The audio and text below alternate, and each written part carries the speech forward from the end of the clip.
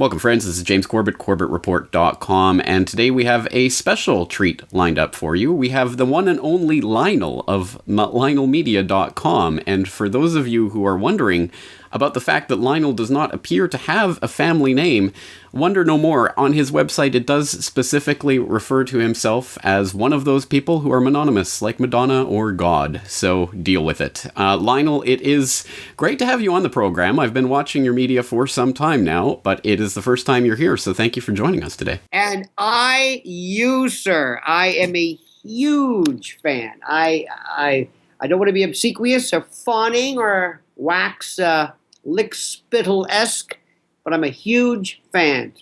Well, I am grinning ear to ear and blushing ear to ear as well.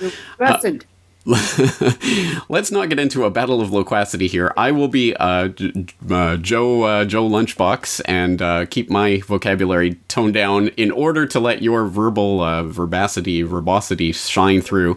Let's start getting into just a little bit about yourself, your background, who you are, where you come from, what you do, and why you are so interested in appearing in the media.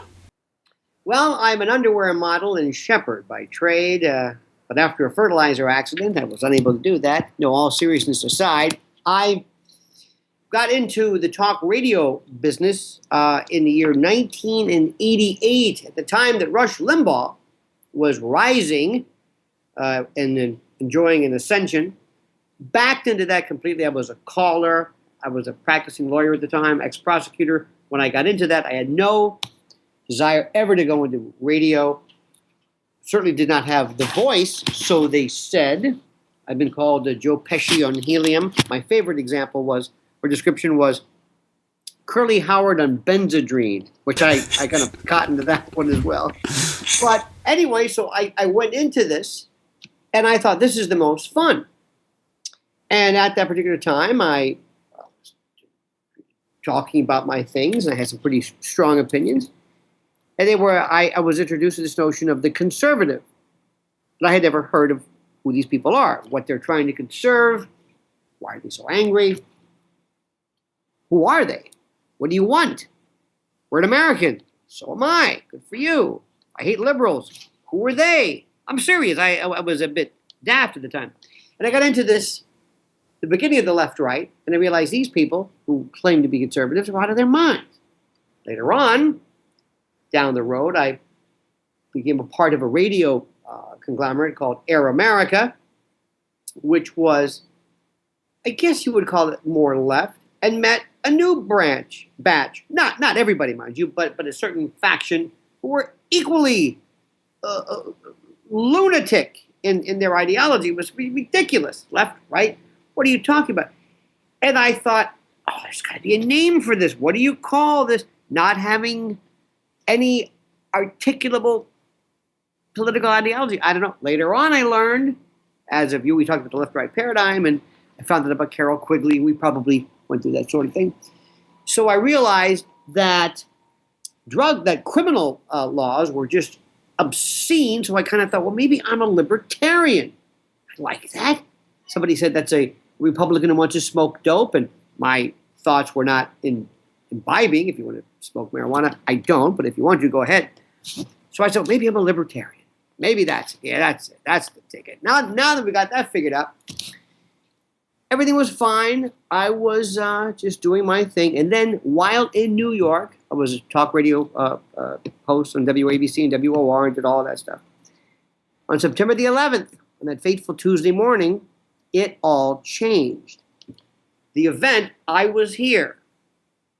Saw it, smelled it for weeks later. Anybody in New York will tell you, it's funny, the smell, the visual, it was, James, surreal. After that fact, that's when the change came. That was my moment. That's when I was hit by the lightning bolt on the way to Damascus. I had my moment, my Saul moment, my Paul. And I realized that, wow, I like you, I couldn't process any of this. One of the moments that I thought was the most interesting was I was doing a radio show when we were talking about certain things. And one of the things we talked about was Flight 93, Shanksville. Let's roll. And when we looked at this, at the picture, in fact, when you show people the picture of this, to this day, you will see everybody's seen this. It's kind of a pocked, concave part of this field, charred, some steam. See a couple of fire trucks or something, response vehicles. Maybe more came later. I don't know. But that's the picture we see. I've seen every picture you can see of that event. And at the time, James, I innocently asked the question, where's the plane? Because after all, they said this was the site, and I'm looking for debris in the debris field. And where, innocently, not conspiratorial, nothing. I just asked, where's the plane? And it was the first time somebody said, what are you getting at? What am I getting at? I'm a prosecutor. If I went to court and I said, there's a dead body, I don't have. There's been a murder, I don't know where the person is. I'm kind of looking at evidence. It started, and I said, wait a minute, I'm going to get to the bottom of this.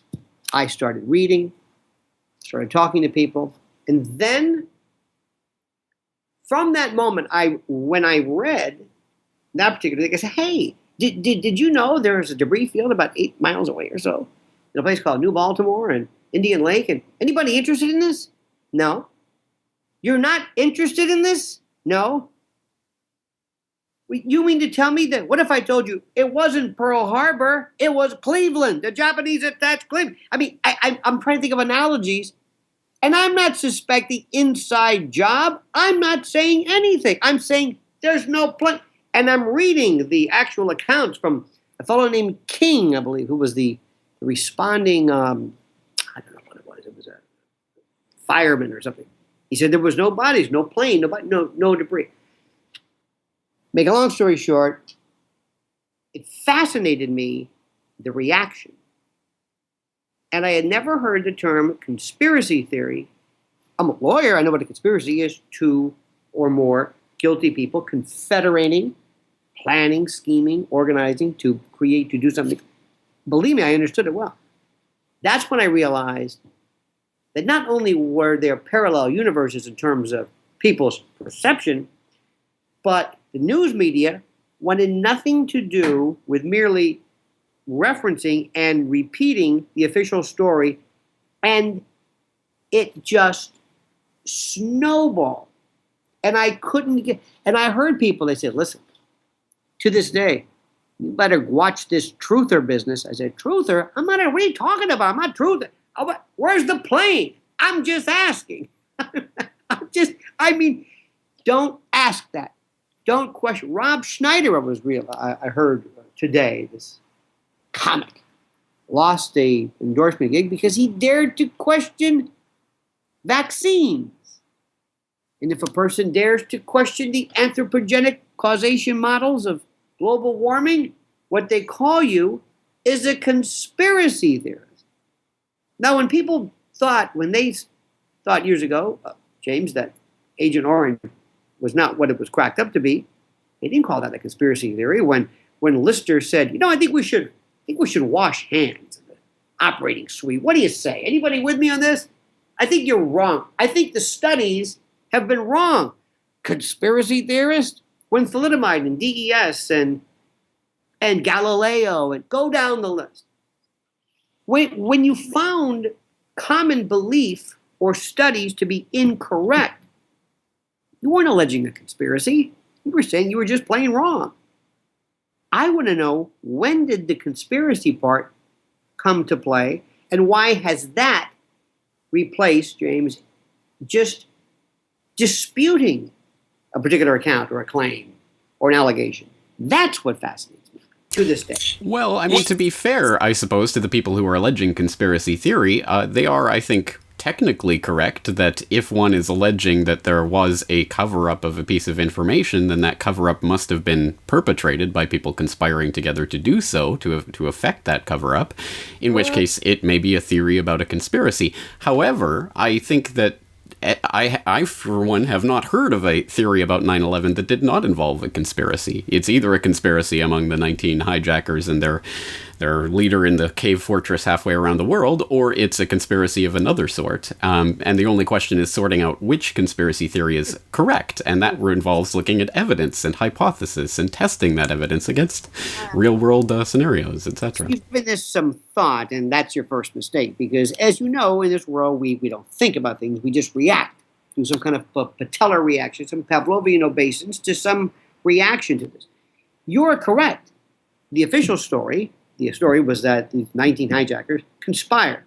That's not what we're talking about. You know that's not what we're talking about. Conspiracy means that you are suggesting, A, you're a lunatic. You're a lunatic, you're paranoid, and you're delusional. You suffer some psychosexual, some psychoneuronal problem in which you think that Elvis is alive and you wear a tinfoil. It's actually aluminum foil. We haven't worn tinfoil in years. And that you're just insane. Now, I don't mean in any way to disrespect religion, James, but if I were to talk into the end of a hairdryer and somebody says, "What are you doing?" I said, "I'm praying." Oh, that's okay. That's quite all right. It's funny, and this also fascinates me, how we apportion credulity, acceptance to various things that we do. If you think, I think maybe there's something out there in the universe other than us, maybe something they say, "Oh, okay, it's pretty good." If you say, "I think people have landed here," what, are you crazy?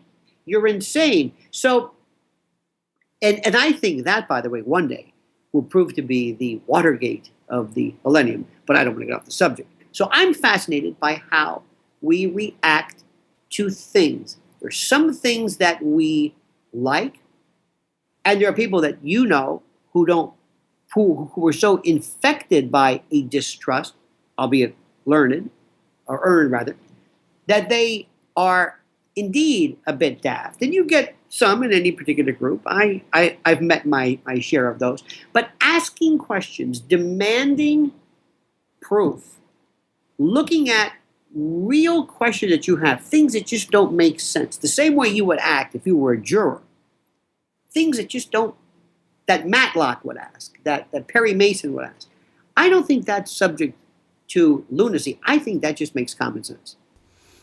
It strikes me that there are three kinds of people in the world, at the very least. The people who are told that certain areas are off limits and know not to ask more questions. Those that are told that certain areas are off limits and continue to ask those questions. And those that tell others not to go into certain areas. So perhaps that accounts for the characters of people like yourself and myself who continue to persist even in those areas where we have been repeatedly told not to go.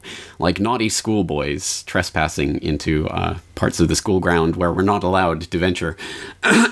So, in the spirit of that, let's get into the meat and potatoes of today's conversation. We actually do have a specific topic in mind that I think is exceptionally important at this juncture, where we are obviously consumed with the fire and passion and all of the energy and intensity that has come about the NSA spying scandal over the past year or so, and at the very least, the American public has become somewhat energized about the topic of spying and what it actually means and some of the implications of it, even if I think it's only begun to scratch the surface of what's actually going on. But in that regard, of course, we have seen endless mentions of George Orwell's 1984 to the point where even if you've never read the book, even if you've never even heard of the book, you have probably heard of its main antagonist, the fictional Big Brother, which of course is basically just a sort of virtual presence, a character that kind of looks over everyone in this Orwellian totalitarian society. Well, perhaps that is an apt analogy for the NSA and the various spy agencies that basically do perform the role of Big Brother in our society. But our focus on Big Brother, I think, precludes or occludes our sight from what is perhaps more important, more to the point, which is ways that we can actually not get around the system, but in some important ways turn the technology of this panopticon police state against itself. And this is the idea of little brother, which has been articulated by many, but I would be interested to hear from yourself, Lionel, about your own take on what is this concept of little brother, and how does it actually help us to start turning the tables on this big brother phenomenon? Well, by the way, that's one of the greatest proems I've heard in quite a long time. Touché, sir. Little brother can connote two things. One, our own self-surveillance, our own inadvertent, perhaps negligent surveillance, where we're mindless dupes. We are lieutenants and agents of Big Brother, unwittingly, stupidly, idiotically, which is one of my favorites. Little brother also could be turning the tables and actually using this gizmo, notice I use props, to give it back to the police. This is a fascinating subject matter, again, going back to the psychology of what people think. Now, when you talk to them, and I know this, I've always known this, when you talk to people today, the first thing invariably you will hear in their quiver of responses is, I don't care, what could I possibly have that the government would want to know? I'm not doing anything wrong. And by God, if it stops one more terrorist attack, then so be it. Who am I to get in the way of? Okay, fine. And I always ask the question, why do you lock your door? Why do you pull the shades down? Why do you lick an envelope if you were to mail something? Why do you do this? Why do you draw? Because this thing called privacy. And sadly, James, what really is frightening to me is kids who are being raised in this environment where they will never know, like an animal that loses his or its, I guess, fear of humans. Kids who don't understand that you do not have to let everyone know where you are, that being invisible, not on the panopticon grid, on the worldview, is board, so to speak. So the first part is this idiocy that people have where they don't even realize it. The Fourth Amendment, our beloved Constitution, which, by the way, people love. Oh, God, we talk about the Constitution and the flag and the Bible. Nobody's read it. We're experts, James. By God, the Constitution. Judge Scalia says, well, if it's not in the Constitution, it doesn't exist. There's nothing in the Constitution about the Air Force, but it exists. So that theory doesn't make any sense. And other people says, well, I can do anything so long as it's not prohibited by the Constitution. So you've got people using the Constitution as the Bible, so to speak, and arguing both ways. What I'm saying is that we have these devices. And in New York recently, I saw an example of where they lost their minds. People who were standing in long queues and lines waiting for an Apple Watch so that they can take that which they used to carry on their person and strap it to their wrist so that this tracking device, and that's what it is. It's a tracking device, which, by the way, I have the 5S, which allows step number one for this systematic approximation and systematic habituation to more and more data being given. But this biometric, use your fingerprint. Hey, that's great. I don't have to put in a code. So then iris scans next and maybe pieces of hair. And you and I, maybe by virtue of our history, maybe our genetic makeup, I recoil from it. Wait a minute, this is not, I'm little brother. I'm an inadvertent dupe. I am providing this information voluntarily, thinking it's cool.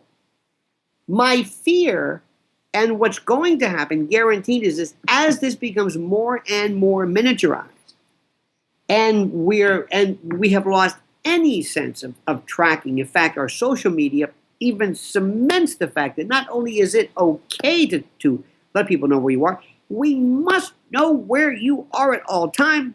In addition to what you've eaten, you must take a photo of it.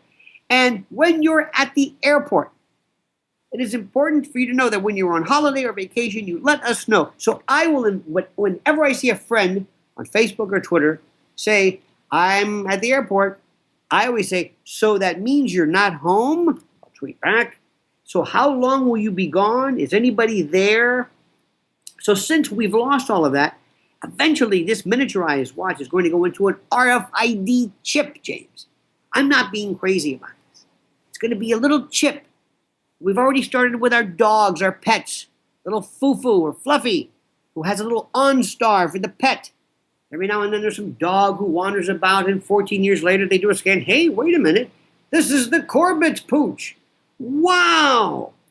And they're reuniting. And then somebody says, say, you know, if it's good enough for your dog, it might be good enough for your parents, especially mom and dad who are laboring under the problems of dementia and walking off. Plus, we can put medical records in there. Oh, we love medical records. We can put medical records in there. The OnStar for mom and dad. Hey, if it's good enough for your dog, good enough for your parents, why not your child? We have Amber Alerts here. Horrible. A parent's worst nightmare. Being nabbed and taken and abducted. We can make that obsolete by putting a little chip. And you can remove it later on and say, if it's good enough for your dog and your parents and your kid, why not you? In a cashless society, no need to give a card. Just wave your hand. Wave your hand. That's it. And it'll be terrific. It'll be so cool. People will wait in queues and lines a mile long to get their chip. Look at me. I've got it. Hey. And the media, the barking CEOs, the apparatchiks, the mindless dupe of the ruling class will, show this. And then one day, when James Corbett is found guilty of something, instead of putting James Corbett behind bars, behind a prison wall, we just turn your chip off and poof, you don't exist. And all of that was made possible because you gave in. It wasn't Big Brother. You ran to the store for this. You wanted it. You demanded this. Nobody came into your house and those old movies of taking the light bulb and putting a microphone in there, the conversation with Gene Hackman. No. You're Big Brother. You're Little Brother. That's what I think. Wow. Well, first, a couple of observations there. The first one being that I hope biometrics doesn't get to the point of requiring hair, because some of us will be left behind. But at any rate, you just took that in the complete opposite direction than I was expecting, because most people talk about Little Brother as surveillance, about the idea of utilizing the technology against the police state itself. However, what you've just pointed out, I think, is a brilliant part of that analogy, because, of course, what is implicit in Little Brother? It's Little Brother aping Big Brother. It's Little Brother wanting to become Big Brother, wanting to be Big Brother. And how do you do that? You adopt all of these technological gadgets. You buy into the system. You willingly give yourself over to it in order to become more like Big Brother. Oh, look, I have access to all this technology now. And that is a phenomenon that I, unfortunately, have been witnessing in my own life, and to my own mind, it is mind-boggling how people have been brought to this point of actually desiring to put all of this personal information online and not really in any way, shape, or form contemplating how much of their information they're giving away. And I've seen this brilliantly documented in some viral videos online, including ones where the premise is basically that a fortune teller is on the streets and will read your palm or whatever for free or something. So the people go in and basically before they go in, they sign some forms or whatever that gives enough information that they can track down this person's entire social media history, which they then use to tell very specific parts about this person's history and their relationships and what's going on in their life. And at the end, they reveal, no, it's not a psychic. It's just someone with access to your social media accounts, which really is a good way of showing people just how much they're stepping into this. But I think we still need to go further than that. As you just pointed out, it's all of the technological requirements. It's the biometric scans that will eventually be put into the RFID chip, that will eventually be implanted into the human body, all of which sounds like sci-fi fantasy if you take it that far out, but if you do it step by step by step by step, it's such a logical sequence, and it's mind-boggling again to me that people do not see this, and it makes me wonder if there is something, if there's some mechanism by which they are preventing people from seeing this, or is there some other thing operating here? I am a frustrated, many things, but a psychologist. I would love to be, in my next life, the evil psychologist general. We have in this country surgeon generals, attorneys general. I want to be the psychologist general. I want to manipulate people's desires and thoughts. There's two ways, James, to get people through this, and B.F. Skinner taught us this: systematic, gradual habituation, conditioning, getting you used to something slowly. It's like, say, breaking a phobia. There's the implosion therapy. Throw a snake in. Oh, you're afraid of snakes? Ah! You're afraid of drowning? Throw them in the pond. Doesn't work well. What it works better is when you gradually approach. Let's talk about a snake. Let's take a look at a picture of a snake. We'll go to the zoo, to a herpetarium. Maybe, and then eventually we'll do that. Something else that works even better. There's two ways.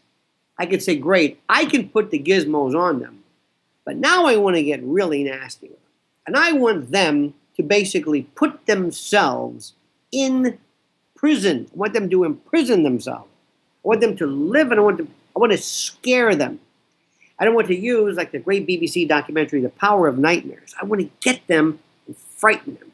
And whether it's ISIS or ISIL or IS or IQA or al-Nusra, and I'm going to throw, as soon as they become conversant with one nefarious group of barbated, beheaders, I'm going to give them another one. I'm going to see how far I can take them. I'm going to take them to the airport, and I'm going to make them take their shoes off and put their shoes on. And I'm going to corral them. I'm going to blast them with backscatter ionizing radiation cancer tubes. I'm going to manhandle and feel up and basically sexually abuse people. See how far they'll go. And I will change the rules. I'll turn the lights on, turn them off. Just when you think it's daytime, it's not. It's not the Stockholm syndrome. I'm just going to habituate you. And it's called learned helplessness. It's dare I say, it's a horrible situation. The abused wife, the child, the dog who's beaten, the circus animal that you don't even have to chain anymore, the elephant. They just give up. It's a second way to control. But the good news is, which is the little brother you alluded to, is how we're turning the tables inadvertently. And what's also fascinating is that how we're going to be using the statutes that normally deal with intellectual property and the like against us. When you want to go to a concert, because we know that these things, because the genie got out of the bottle. See, the internet, that system of tubes, DARPA didn't know what they were doing, and it's out. It's out, and now they're trying to reel it back in. And one of the clever ways that they're using is intellectual property laws. So it works like this. They're going to have a notice, and Apple's already has the patent that says when you go to a concert, we're going to have a beam or some type of a tone or a cycle or something that will inactivate these so that, after all, to protect the copyrights of this performer that you love. And you'll nod through this hypnotic obeisance. Yes, absolutely. Sheeple like, arr, arr, arr. Yes, of course. You'll never question. You gave up questioning 30 years ago. So you're going to be used to this fact. Oh, my phone's not working. Must be that device. Well, it makes sense, intellectual property, and it doesn't take an intellectual to realize where this is going. So then one day, when there's a riot, and the police come, and they want to manhandle you, when some fusion center decides to send the boys out, they activate this button, and then within a radius, everybody's recordation device, which they would normally use to record this brutality, these 1033, RoboCop type of abuses, that's also made possible through you, yet again, acquiescing. And the destruction of the Fourth Amendment, search and seizure, and this new thing, executive orders, PDDs, and this is one that Eric Blair and Mr. Orwell did not see coming. We will consent. We'll see. Hey, Corbett, want one of these? Yeah. Oh, wait a minute. You want to sign the terms and conditions? Oh, wait a minute. I want you to read this now, James. Have you read it? Yeah. You sure now? Okay. You just waived your Fourth Amendment rights. We've taken this out of the province of the government, and now by virtue of the Telecommunications Act of 1996 and a host of other statutes, goodbye Fourth Amendment. Again, you've given this away. You've just, because you have become this mindless dupe of Big Brother. So while we're fighting back a little bit, and there's a great website, Pine Photography is Not a Crime, and others, that's good, but the bad little brother is still way ahead of the good little brother, in my humble opinion. Well, you paint a very convincing picture of that humble opinion, and it is something that definitely gives pause for thought, because there are the people who want to point out the positive tendencies or possibilities of these technologies, but as you say, they bundle in so many of these other features with those technologies that you have to take them in one big lump sum, or that's it, or at least that's what they'd have you believe, and it's extremely effective. And I don't want to put myself on a pedestal. You've displayed your Fondle Slab slave device a number of times, so I'll display mine. I have one in my pocket too, the little monolith from 2001 here that controls all our lives. But in my defense, that's an iPhone 4 that's on its last legs, and I've already vowed not to upgrade with another Apple. So that's my small contribution to the future of humanity. But it really does beg the question then of what is the next step then for people who are aware of this phenomenon and want to put the brakes on and are in a lifestyle, an environment that increasingly requires this type of connection. How do we just cut that off? Or is there another alternative here? Well, there is an answer. First of all, let's assume that I don't even know how we do this, but let's assume people listen to us. First, you have to make people aware. Knowledge is power. Science, knowledge. And what you're doing, and this is I keep holding that damn thing up, through the power of the internet, as George Bush would call it, you're now able to do something, James, nobody did. From the confines of your abode, you're able to put out an idea, and you're wondering, gee, I don't know where this is going. And all of a sudden, and I know when you first got your first big hit, when somebody says, hey, Corbett, do you know how many people watch this? Who are these people? That's what scares them. So the first thing is you make people aware. And I've got news for you. And I got news for them. There's more of us than them. There are more of us. A great friend of mine said, there is more.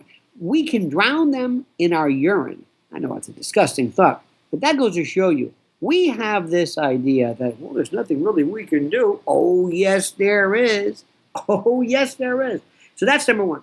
Number two, I have a dream, to purloin a great phrase. I want to scare the bejesus out of the government. I want this scene. The scene is the White House, Oval Office, and the president is hunkered down, and he's looking out the window, and he says, I can't do that. They wouldn't stand for that. Do you know what they do when they get angry? It doesn't work that way now. Now we do anything. We do anything they say. We don't learn helplessness. We don't care. We don't react. This thing that we're doing right now, by virtue of this technology, you are the garage band of information.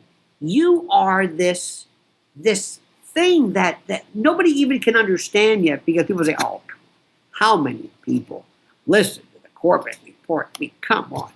You know that more people listen to you and more people have paid attention to you than, and I don't have a list right now, but popular television shows and the like. And people want this. See, you're being made to think, not you, but the collective you, us, that our message, so to speak, which is pretty simple, the truth, nothing really fancy to it, that it's marginalized, it's eclectic, you gotta have an acquired taste for it. Most people don't want to get into this, they're good. No. I guarantee you, if you're a mother, if you're a veteran, I can show you an area, and you can too, where I can say, you know what? Let me show you what this, for lack of a better word, this conspiracy world is. I'm going to tell you something. Ask any mom out there. Have you ever noticed, Mrs. whoever, why this rate of autism has gone through the roof? And never tell them. Don't point any reason. Just ask them a question. Let them ask. Did you ever wonder about that? What do you think is that? That's interesting. Mr. and Mrs. So-and-so, do you feel that your government is paying attention to you? Do you feel that your vote means something? Do you feel that they're listening to you? Do you feel safe? Do you feel that when there's a war, that this war is well thought out? Tell me about it. How do you feel? James, I'm telling you, there are people all over the planet who feel this. Now, granted, they may not be that hip to the big brother, little brother thing, but there's something that bothers them. There is something that bothers them, and there's a sense of a lack of control. I could go through so many issues, what we eat, what we're being just irradiated with, this dumbing down of America, the lack of critical thinking, the inability to take an issue and think about it, and just say, let's dissect it. In law school, we had this acronym, IRAC, IRAC. Issue, rule, analysis, conclusion. What's the issue? What are we talking about here? Let's look at the data. Let's go on. And the internet is just, my God, you've got the library at Alexandria here. And I swore I wouldn't pick that up again. Let's analyze it. Let's talk about it. Let's make a conclusion. And just talk. Don't hold up a sign. As we speak in New York, we had this climate, whatever this soiree was downtown, and then flood Wall Street.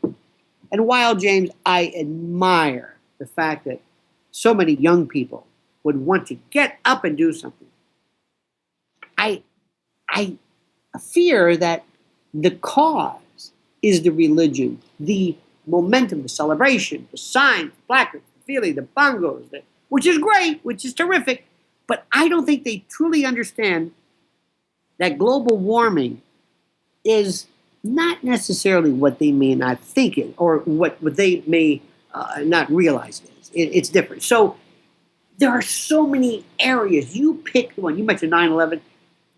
I think, unfortunately, that train has left the station. I don't think people are interested in it. And fine, I'm not going to spoon feed people. I'm not going to. But even as we speak, you've got Governor and Senator Bob Graham who has said, we need more information on it. Fine. That's terrific. But I want to know more about ISIS. I want to know why we're going into Assad. I'll tell you my new thing, if I might share this with you, in addition to this big brother, the notion of hydro-imperialism. When people say, why are we going? There were three waves of imperialism. Gold, of course, initially, the British going into Africa, and then post-industrial was, of course, oil. Then later on, we got into rare earth metals, lithium. Afghanistan happens to be the Saudi Arabia of lithium, which we need for computers naturally. And then there's water. Water is the absolute, unmistakable necessity of life, as you know. You can't get off the water exchange like you can the gold exchange. There is, in Iraq, the Nubian sandstone aquifer, which basically is the largest aquifer perhaps on the planet, happened to be in Libya. Gaddafi was about to dump $25 billion into taking this country, which was 95% desert, making it arable. We'll take that. Iraq, the Fertile Crescent, Tigris and the Euphrates, the Garden of Eden, irrigation. This is a $400 billion industry where France has three of the biggest companies in that. So not only, James, do we want their oil and their lithium and their gold and their uranium and their rare earth metals and their natural gas, we want their water. And who owns the water once I take it? If I go into Japan and I liberate it, is it mine? Can I take your water, put it on my tankers, and take it to some holding port in Ecuador? This is beyond most people's ken and frankly their learning curve and pay grade. But that's something which is an absolute reality that nobody in the media is even approximating. So add that to your quiver of things to worry about, in addition to that which we've mentioned. Well, yes, I think you're right. I think that these types of invasions probably don't take place for any one particular reason so much as a confluence of reasons, but I think that's one that has been much neglected and probably deserves a lot greater scrutiny. On a side note, I would say if I was more of a vulgar inclination, I would make the tagline for CorbettReport.com, "We could drown them in our urine." But at any rate, it's probably a good title for a song for the musically inclined out there, the punk rockers who want to spread the message. But it's such an important point, and it's one that gets made and is often analogized to A Bug's Life or other tales like that we can all relate to and understand, where you have millions and millions of a population being ruled over by a very few who simply rule by fear and intimidation. And that is, I think, again, that's another important part of the Big Brother analogy that often gets left out when we start talking about Big Brother, is that Big Brother himself doesn't really even exist. I mean, it's not even really a thing. It's just a character, a figment, a virtual thing that sort of exists out there just as a character to that the people can internalize their surveillance. And I think that's an important part of this because, again, it's a paper tiger. It's the Wizard of Oz. Pull back the curtain, and it's a little man, a frail little man, pulling these levers and gears. So, I guess the question is simply, how do we go beyond this conversation that we're having now, which is important and which is gaining steam and gaining traction and gaining new listeners and viewers every day, but going beyond that into affecting real world change from this conversation, which is remarkably difficult to do? Well, the first thing is to make people conversant with their rights and to make folks, the next time they're in an Apple store, and I don't want to pick on Apple, but Samsung or wherever you want, is when they're, and I'm not going to pick it up, but the next time they're looking at this model such and such, say, let me ask you something, Mr. Clerk. My data is going to this cloud. How can I fix it so that I don't go to that cloud? Or how do I know that somebody's not purloining my data? And I want you to tell Mr. Apple or Mr. Samsung or Mr. whoever it is, so that the next time they have one of these Apple rollouts, and the next time you have the CEO, instead of talking about the beveled edges and the new camera lens, I want a series of, and here's what we have done. We at Apple we agree that we're going to void our responsibilities under the Telecommunications Act of 1996, and we will not turn over your data, number one. Number two, if somebody finds your phone, it will self-detonate or whatever. I want people to demand, and Apple and corporate America and Wall Street and Madison Avenue and Silicon Valley will do anything that we who can drown them want. I want people to become conversant with that. I want it to be hip. You know, James, I'm not sure in Japan, but overnight here, people were asking and demanding that their food be gluten-free. They had no idea what gluten was. Rootin', tootin', gluten, they had no idea. But overnight, is this gluten? If there's gluten in here, I'm suing. There's no gluten. You sure? Okay. Now, I don't know why they did that, but the market just said, you don't want gluten? By God, you're not going to get gluten. Then they started saying, do you have any allergies? Do you have any peanut allergies? I never knew this. So when we, as a people, say, excuse me, here is the list of what we're going to do.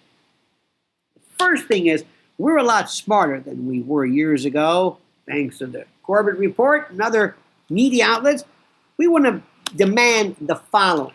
And when privacy becomes a hit, when you start seeing your local Fox affiliate talk about these hipsters at a high school who are putting their phones inside these bags to protect the electromagnetic radiation or to prevent their being tracked, or when you make a 1984 surveillance hip, like these mindless dupes who believe that they follow Ayn Rand, who've never read Ayn Rand, can't pronounce Ayn Rand.